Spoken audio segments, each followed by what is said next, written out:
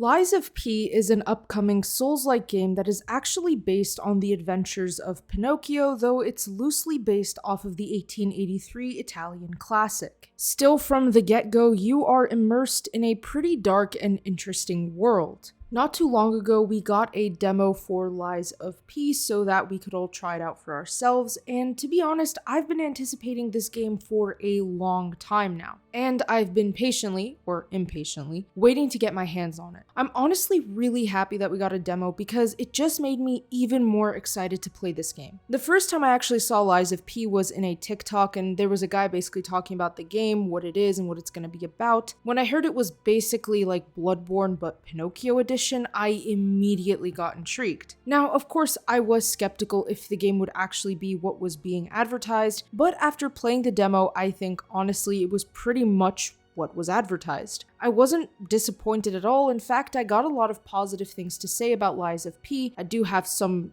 critiques, but for the most part, mainly positive things. And I gotta say, that makes me very happy. After so many disappointments from the gaming industry these past few years in regards to, obviously highly anticipated games, to get something cool like this while still having the same charm that a Soulsborne-like game has, it's just great in my opinion. Now, Lies of P is officially labeled to be an action RPG Souls-like game, and it's being developed by NeoWiz, which is a South Korean-based video game publisher. Round 8 Studios is behind the development. But anyways, enough of all that background talk, let's just actually get into the demo itself.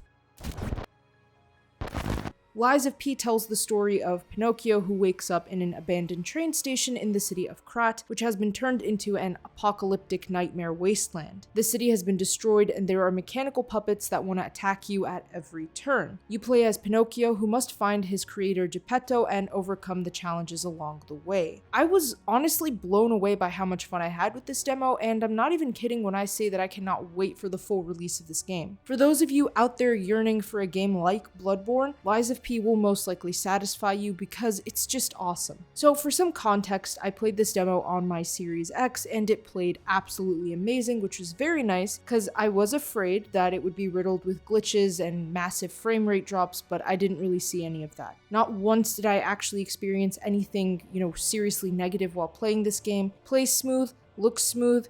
Visually, I think it checks all the boxes. It was also stable and it looked really good on the 4K TV that I have, so I can confirm that this game is great on console. Now, the first thing I want to talk about is the design and aesthetic of this game. I'll get into the gameplay itself in just a second, but seriously, this game looks so cool. The city design for Krat is very Victorian with a hint of Gothic, and I appreciate the detail put into making the aesthetic comprehensive. In general, I find the Victorian style to be very cool in movies and games, so that was a plus in my eyes.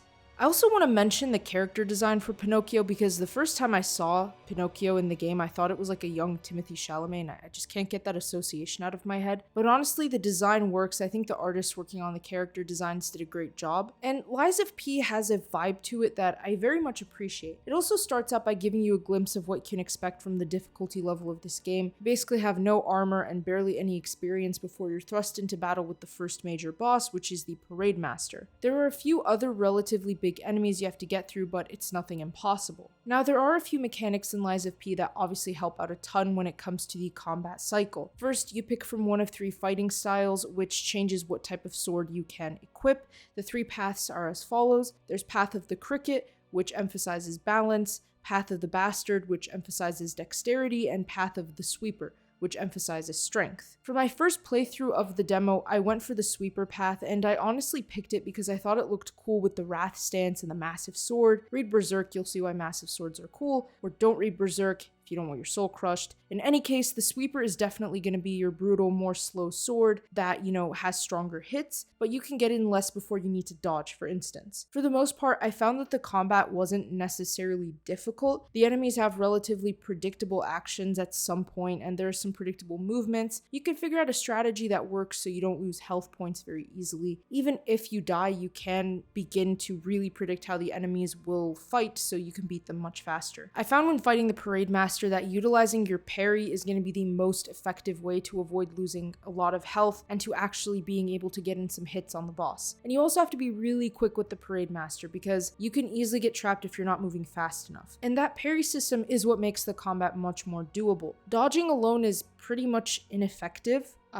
This game is more like Sekiro than Dark Souls, to be honest. You have to get in as many hits as you can, and you gotta perfect parry a bunch, because that way you can actually weaken the enemy's weapons. You should do your best to conserve as much health as you can, and again, parry, parry, parry. That's the system I found worked the best with this boss. You can parry the belly flops, you can parry like literally every move. The second stage is much harder than the first stage because the Parade Master has these sweeping attacks, and those can get complicated, but you gotta parry those as well. The attacks eventually become pretty predictable. You may die a few times, but you should note the attack pattern, then adjust your actual style around that, but it's nothing impossible. Overall, I think my experience with Lies of P so far has been pretty good, if not excellent. Still, I think that this would probably be a bit of a tough game if you've never played any type of like Dark Souls-esque game. Pretty much, I think if you're that person that has played a lot of Soulsborne games, like your Sekiros, your Elden Rings, Bloodborne, that type of stuff, then Lies of P is probably going to be a game that you like. If you're not a huge fan of Soulsborne games or Souls-like games or any of these types of games, this might be a drag for you to get through. It is through and through pretty much a Soulsborne game. I haven't played honestly too many Soulsborne games. I have tried, my hand at Dark Souls and all that. And so when I was confronting the bigger bosses in this demo, I had a bit of a tough time at first. However, pretty much like all other Soulsborne games, you gotta have a strategy and you gotta really, memorize the attack patterns. That's the best way to do it. Now, there are some things, like I mentioned earlier in this video, that I found to be a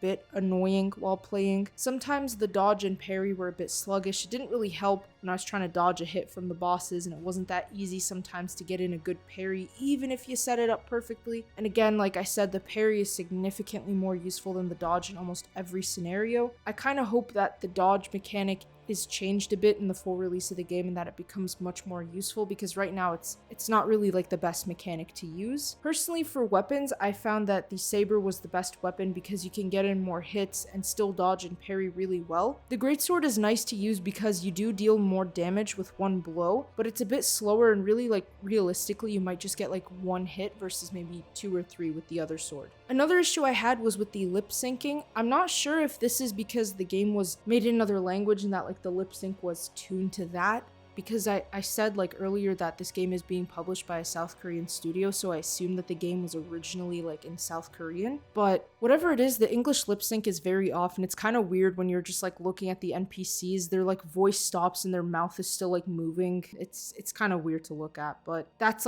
pretty much the most standout thing I noticed that was kind of a problem. To be fair though, I think Lies of P is a game that has a lot of potential to be one of my favorite games of 2023. If the game is tweaked a bit mechanically and there's some good variety with the bosses as you progress, this could be a great game. So far, I'm pretty happy with this demo, so I actually can't wait to play the game when it releases. And with that being said, thank you all for watching. If you enjoyed the video, don't forget to subscribe with notifications turned on so you never miss out on a single upload. Comment below your thoughts on Lies of P so far. And as always, don't forget to check out our website for gaming news, entertainment, and more. The link to that, as well as all of our other important links, are in the description below.